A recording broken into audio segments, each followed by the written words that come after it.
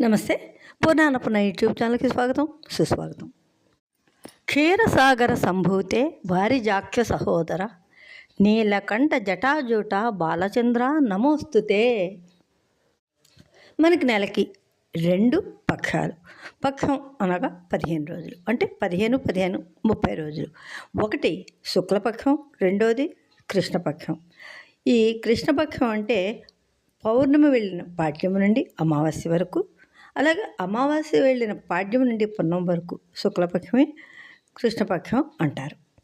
మనకి ప్రతి నెల కూడా అమావాస్య వెళ్ళిన పాడ్యం లేదు, విదే రోజున పొద్దు పొడుపు అంటే చంద్రుడు ఉదయిస్తాడు.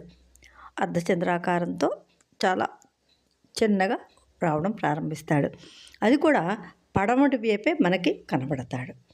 ఆ రోజుని మనము ఈ శ్లోకం చదువుకుని, అదే క్షీరసాగర సంభూతే వారిజాక్ష సహోదర నీలకంఠ జటాజూట బాలచంద్ర నమోస్తే. మహాలక్ష్మి మనకి అమ్మ, లోకాలకే తల్లి శ్రీ మహాలక్ష్మి.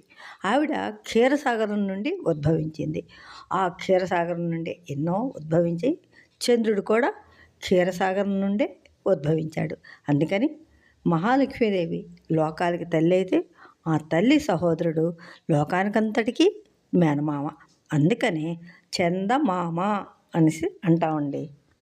అటువంటి ఆ చంద్రుణ్ణి పొద్దు పొడుపు రోజున చూసి ఈ శ్లోకం చదువుకుని ఒంటినున్న నూలు పోగు ఒకటి గాలిలోకి వేసి, స్వామి పాత నూలు పోగు తీసుకొని కొత్త నూలు పోగు ప్రసాదించుకొని ఒకప్పుడు వాళ్ళు నమస్కరించుకుని ఈ శ్లోకం చదువుకునేవారు. అలాగానే ఎటువంటి అపనిందలు లేకుండా ఈ నెలసరంతా కూడా మాకు ఆనందంగా గడవాలి అని దండం పెట్టుకుంటారండి.